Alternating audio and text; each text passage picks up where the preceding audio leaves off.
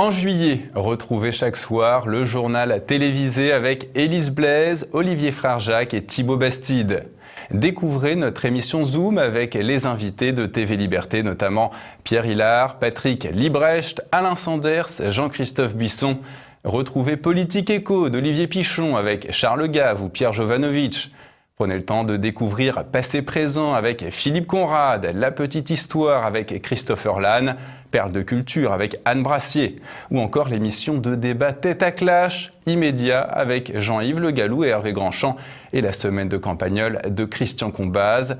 TV Liberté est avec vous tout l'été. Foncez sur tvliberté.com. Franck Tanguy a animé de main de maître une année de débat dans Tête à Clash. 22 émissions où ont été abordés 66 thèmes en compagnie de 36 invités différents. Nous vous proposons de retrouver pendant quelques instants ces visages devenus rapidement familiers. Votre question, c'est la France aurait-elle dû accueillir l'Aquarius ? Oui. Elle va l'accueillir, de toute façon, pour partie au moins, soyons clairs. L'Aquarius est un symbole, finalement, c'est un peu le camp des saints dans la vraie vie.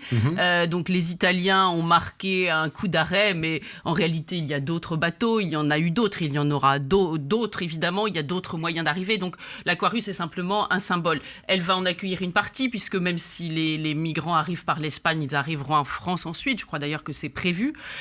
Donc c'est pas vraiment... C'est des accords avec l'OFPRA, effectivement, l'Office français. Une fois qu'on a passé une frontière européenne, de toute façon, on sait très bien qu'on va rapidement ailleurs. Et je crois qu'il y a eu un sondage parmi ceux qui étaient sur l'Aquarius. Nombreux sont ceux qui souhaitent aller en France, visiblement. Vous faites allusion à mon enracinement politique. Là, dans le nord de la France. Je vais révéler mon marxisme profond. Un autre comme Ignat. Pour moi, c'est ça. Mais je suis désolé. Il faut suivre TV Liberté, vous vous rendez compte ? Je le fais un peu tardivement, mais vous savez, pour moi, le football, c'est l'opium du peuple. Oui. C'est-à-dire que c'est ce que Marx disait de la religion. Oui, oui. Je pense ça que ne m'a pas échappé. Le football, c'est vraiment l'opium du peuple actuel. C'est-à-dire que pendant qu'on lui le fait penser au football, qu'on le passionne pour le football, il ne pense pas à autre chose. Alors certains pourraient dire, ah oui, il ne pense pas aux problèmes sociaux. C'est plus grave que ça. Il ne pense pas à ce que devient la France. Sous prétexte que la France gagnerait un match, c'est-à-dire que 11 personnes gagneraient un match, la France aurait gagné quoi ? Absolument rien. C'est une illusion d'optique. Un petit élan économique ? C'est même pas. C'est un peu gratté du... C'est une fierté nationale, on va dire. Une fierté nationale mal placée. Oui, si on place la fierté nationale sur une victoire de 11 personnes contre 11 personnes, plutôt que sur un résultat économique, ou plutôt que sur une intervention militaire au Mali ou ailleurs, je dis on se trompe. Quand je vois les drapeaux, je termine si vous permettez. Quand je vois les drapeaux, moi j'en vois plus des drapeaux au balcon que lorsqu'il y a eu les attentats. J'en vois plus au balcon. Et je trouve ça absolument scandaleux. Il s'aime tellement qu'il a besoin de se voir, il se voit en monarque, en empereur, et il a besoin d'avoir sa cour, il a besoin d'avoir ses gens devant lui de manière symbolique, en effet devant le peuple français. Pour vous, c'est une preuve d'égo de réunir le Congrès à Versailles ? C'est même, personnellement, je l'ai dit la dernière fois, même si je trouve qu'il y a des bonnes choses et des choses intéressantes chez lui, notamment sur la personnalisation, un retour d'une certaine dignité de la fonction présidentielle, d'une certaine forme, contrairement à son prédécesseur. À la fête de la musique, c'est ça ? C'est ça. Et à part ça, il est juste, à mon avis, il a un ego, il s'aime tellement qu'il a perdu tout contact avec le monde réel et qu'aujourd'hui rien n'est trop beau pour lui. Voilà. S'il pouvait parler depuis Mars, il parlerait depuis Mars. Et je pense que c'est ou Jupiter, ce serait même. Moi, je trouve ça, en fait, malheureusement, je trouve ça assez inquiétant. Ça fait des décennies que les Juifs en France sont maltraités, que l'État d'Israël est insulté dans les médias de façon obsessionnelle, diabolisé, que les Juifs en France sont persécutés, qu'il y a des endroits en France où les Juifs ne peuvent même plus aller dans les écoles publiques, et ils vont ou bien ils déménagent, ou bien ils vont dans les écoles c'est le cas particulièrement catholiques. Dans le 93. Par exemple, mais pas seulement. Mais pas seulement. Et pas seulement, et je peux vous dire, moi-même qui suis un élu de Neuilly, dans certaines villes à côté, moi je reçois des appels de gens qui me disent, écoutez, est-ce que vous pourriez me prendre cette famille-là dans une école laïque française ? Donc je veux dire, ça c'est le premier point. Donc on a cette obsessionnalisation dans les médias de haine contre Israël, de mensonges permanents. Il suffit de voir ce qui s'est passé récemment quand les terroristes du Hamas ont essayé d'envahir Israël par le sud, par Gaza. Attendez, excusez-moi, c'est très important de comprendre. Et quand on voit ça avec critique des médias, critique de Macron, tout le monde, et face à ça, on vient nous chercher une dame qui a effectivement survécu à la Shoah, et on nous met la Shoah comme l'absolu. Je pense que finalement la victoire d'Emmanuel Macron, c'est plutôt une bonne chose. Ouais. Attention, pas dans la politique qu'il mène, mais dans le fait qu'il ait renouvelé le spectre politique. Il a détruit le Parti socialiste, il est en train de détruire LR. Les vieux partis politiques, on va pouvoir enfin pouvoir s'en passer. Ce qui s'est passé dans l'année, il a élargi son spectre politique, effectivement, oui. Il conquiert un peu de terrain sur LR, mais d'un autre côté, il a réduit sa base sociale. Sociologiquement parlant, on sait qu'il n'y a pas que les classes supérieures qui ont voté pour lui, il y a beaucoup de personnes des classes moyennes qui ont voté pour lui, et même de classes populaires. Les proportions ne sont pas les mêmes, mais il n'empêche qu'avec la politique qu'il mène, on a plutôt un élargissement de son spectre, mais une réduction de sa base sociale pour se concentrer sur les classes supérieures. Et vous dites un élargissement vers la droite, hein, c'est ça que vous dites que parce Macron... qu'il y a une confusion, et c'est là où je vais en venir justement sur le fond du problème, parce qu'il y a une confusion sur la question du libéralisme. En fait, des gens de droite, très sincères, qui sont vraiment de droite, s'imaginent que pour être de droite, il faut être libéral. Et ils confondent les libertés économiques, qui sont elles parfaitement de droite, avec le libéralisme, qui est une idéologie subjectiviste, qui considère que dans le fond, tout est négociable, qu'il n'y a pas de valeur qui existe en soi et que tout est susceptible de rentrer sur le marché. Donc je crois que la manipulation qui a eu lieu pendant l'élection présidentielle, toute cette coalition médiatico-politico-financière pour faire élire Emmanuel Macron, elle continue d'une certaine façon. C'est-à-dire que on présente l'ensemble des choses sous son meilleur jour. Lorsqu'il y a des oppositions, on estompe un peu, sans évidemment le masquer complètement, parce qu'ils s'y prennent avec un gant de velours et non pas à coups de hache. Mais voilà, je pense que ce qu'on lit dans les médias n'est pas nécessairement le reflet de l'acceptation ou du refus de la politique de Macron dans la société. Il y a juste un baromètre qui est très important, c'est que la cote de popularité d'Emmanuel Macron et d'Édouard Philippe ne cesse de chuter. Je crois que c'est un record dans la Ve République. Record de rapidité, oui. Record de rapidité. Donc voilà, je pense qu'on a quand même quelques indices permettant, je dirais, à l'analyste le plus lucide de la vie politique de comprendre ce qui se passe exactement.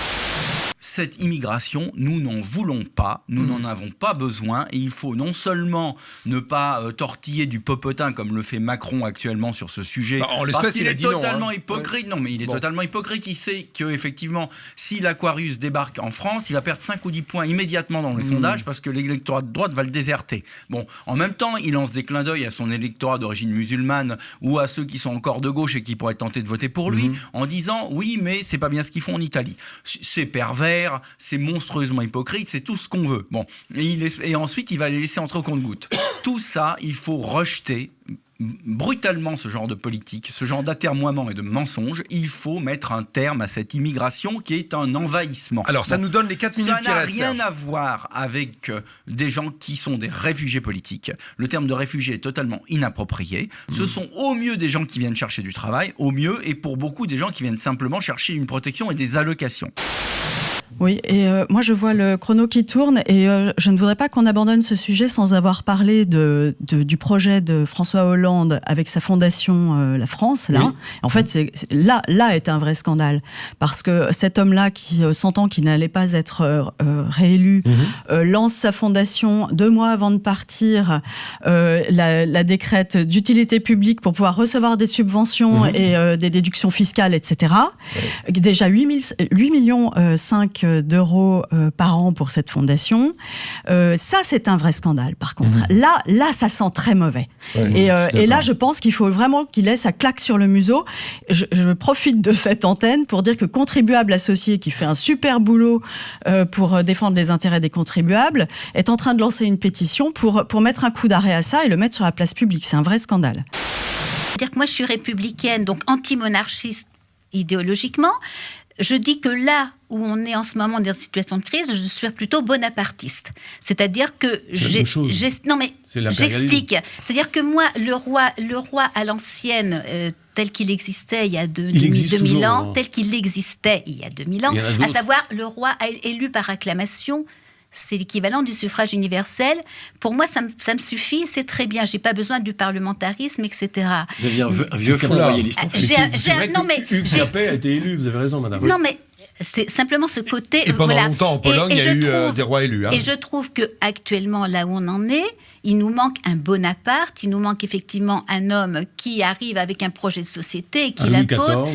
Ou un Philippe le Bel. Je préfère Philippe le Bel. Bravo. Quand même, il était moyennement voilà. républicain, Philippe le Bel. Peu importe, parce qu'il a su faire la France. C'est un homme à point que vous. Voilà. Non, mais c'est pour ça. Mais je veux dire, ça veut rien dire en soi quelque part la royauté et la monarchie. Un homme qui va prendre les choses en main, quoi. Je ne sais pas si je cherche, mais je voudrais. Je dis que là où on en est, pour la République, c'est-à-dire pour l'intérêt général, il nous faudrait effectivement échapper à cette espèce de parlementarisme, de pouvoir des uns, des autres, des régions, etc., pour que pendant un temps, Pardon, mais je reviens, mais l'ISF est quand même un impôt débile, globalement, puisque quand il a été introduit, c'était en 1981, après la victoire de Mitterrand, les taux d'intérêt étaient à 15%.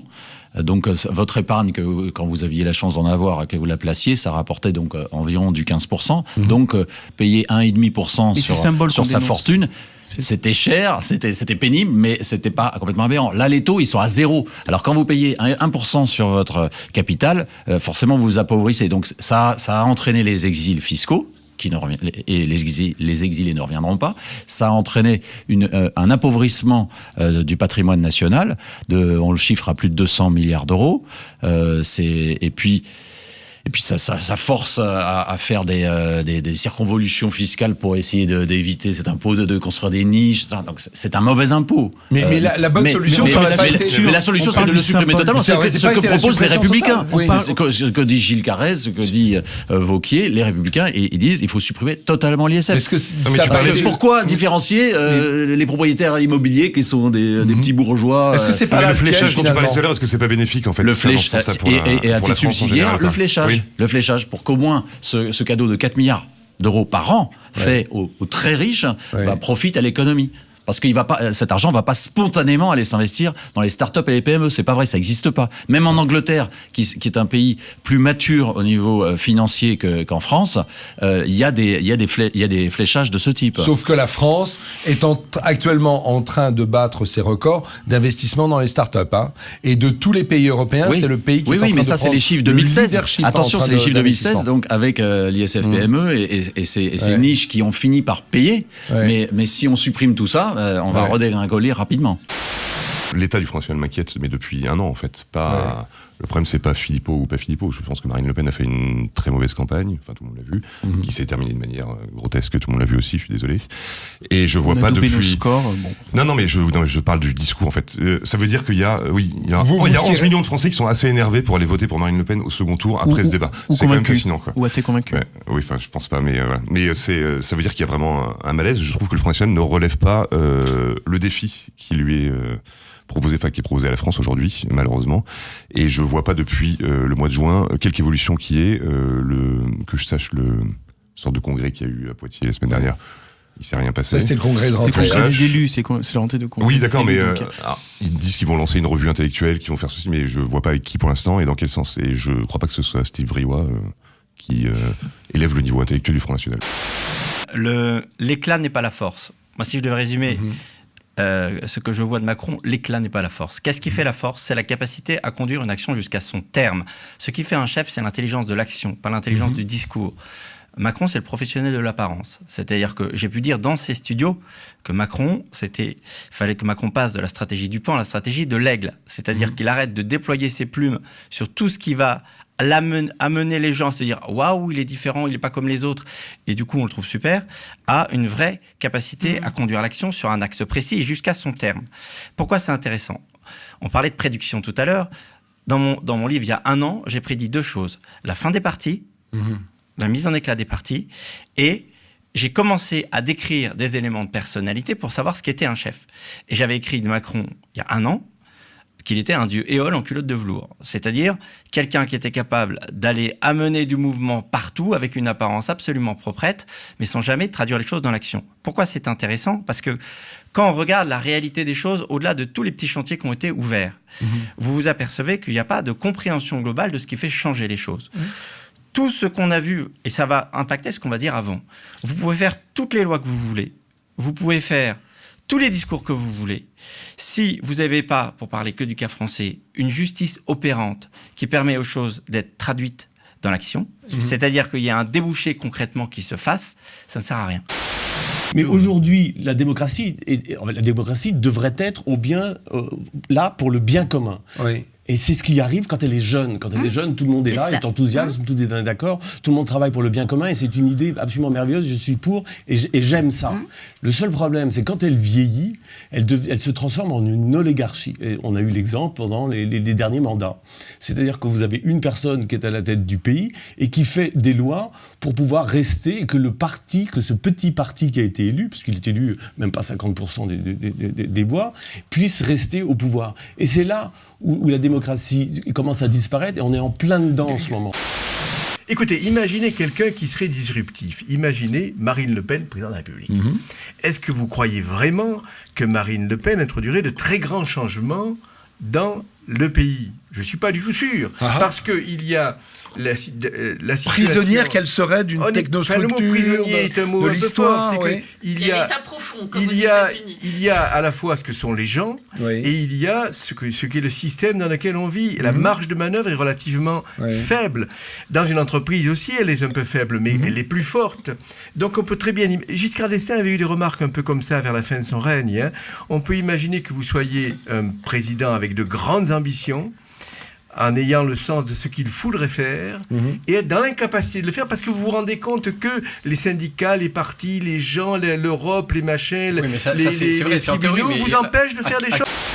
Et moi, je pense que Simone Veil, justement, puisque vous évoquiez son parcours, il y a quand même une chose qui me choque beaucoup, c'est que quand on est un homme politique, normalement, on doit anticiper les conséquences de ses décisions. Et ça, c'est l'homme ou la femme politique. L'homme ou la femme politique. Idéal. Voilà, c'est celui qui prend des décisions dont il peut anticiper les conséquences. Et Simone Veil, à la fin de sa vie, disait « Ah, mais la loi Veil, la loi qui porte mon nom, je ne voulais pas qu'elle soit la porte ouverte à ces avortements de masse que je déplore. » Mais oui, mais c'est quand même elle qui a porté cette loi, c'est elle qui l'a assumée. Et la moindre chose qu'on peut demander à un homme politique, c'est justement d'anticiper les conséquences. Et là, je suis désolé, elle est responsable, qu'elle le veuille ou non, même si à la fin de sa vie, elle minore ou elle en éprouve du remords, je suis désolé, elle est responsable de cette loi. Et moi, je pense que cette loi, vous pensez qu'elle n'a pas sa place c'est une mauvaise loi parce qu'elle ne répond pas de manière adaptée à la détresse des femmes. Et je pense que c'est pas de cette manière-là qu'il faut aider les femmes en détresse. Moi, je pense que le problème vient de Simone Veil.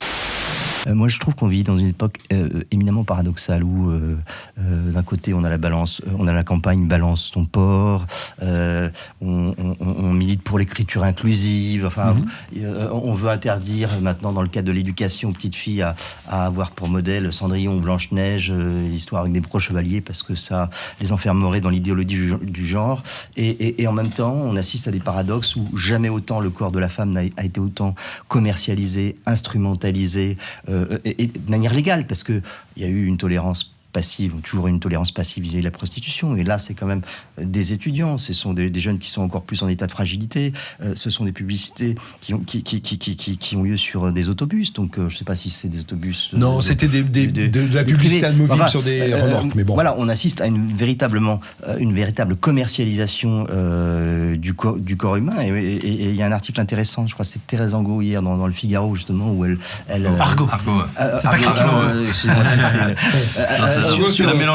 Sur justement ce phénomène et cette contradiction entre une société hyper féministe, la fabrique du porc, et en même temps, oui, on fabrique des porcs en jouant sur la compulsion. Et là, on voit bien la convergence entre l'idéologie, je veux dire l'ultralibéralisme marchand économique, et puis la libération des mœurs. Pour moi, c'est vraiment une illustration parmi tant d'autres de cette hypersexualisation de la société qui vise non pas à libérer l'homme ou la femme, au contraire, mais à faire de nous des esclaves de nos pulsions pour être des consommateurs encore plus serviles et dépendants des stimuli de la société de consommation. L'art officiel en France, c'est l'art conceptuel. Et l'art conceptuel n'est pas un art, dont les critères sont esthétiques et où on peut dire ça c'est mieux que ça et moins bien que ça. On ne peut pas. C'est un montage conceptuel et ça fonctionne totalement autrement. C'est-à-dire qu'en fait, pour qu'une œuvre conceptuelle soit réussie, il faut qu'elle puisse faire un scandale, qu'elle puisse faire un événement médiatique, et il faut qu'elle puisse avoir un réseau de collectionneurs derrière. Et si vous voulez, cet art s'est imposé parce que c'était, si vous voulez, les artistes étaient choisis avant même d'être montrés au grand public et collectionnés aux États-Unis. Et ça a été une des grandes armes de la guerre froide culturelle. Parce que, bon, là, j'en ai pas parlé, mais l'arrière-fond de tout ce qui s'est passé en France, qui était l'enjeu absolu pour les Soviétiques d'un côté, les Américains de l'autre, et la guerre froide a été gagnée en faveur de l'Amérique à peu près aux environs de 1975. Et quand Jacques Lang prend le pouvoir en France, dès 83, c'est l'art conceptuel qui devient l'art officiel, et il n'est pas décidé à Paris, il est décidé à New York. On peut être, avec une faible représentation du point de vue électoral, être une force intellectuelle. Encore une fois, le conservatisme, et notamment le conservatisme catholique, à mon avis de source catholique, et la doctrine dominante aujourd'hui en France. Qui publie des bouquins, qui sort de nouveaux concepts, qui essaie de... Voilà, c'est nous. Donc, je pense qu'une construction de droite, et notamment dans la jeunesse dont vous êtes le représentant, je pense qu'une construction... Antoine Cohen, Antoine Cohen, voilà, pardon, oui, on est à la radio. Ce que je veux dire, c'est que on a une force intellectuelle dont un mouvement de droite ne peut pas se passer. Parce que c'est nous qui savons écrire, c'est nous qui savons parler, et c'est encore une fois, c'est nous qui sortons les concepts. Je veux dire, les concepts, je vais jeter quelques fleurs, on va faire encore un peu de pub pour le livre de Guillaume Bernard, mais honnêtement, voilà, et le reste, en face, il n'y a rien. Et la gauche ne fait rien parce que ça fait 40 ans qu'elle est au pouvoir, donc elle est devenue paresseuse. Et en plus, elle n'arrive absolument pas à se renouveler, à part nous réchauffer Marx une ultime fois, en disant cette fois ça va marcher.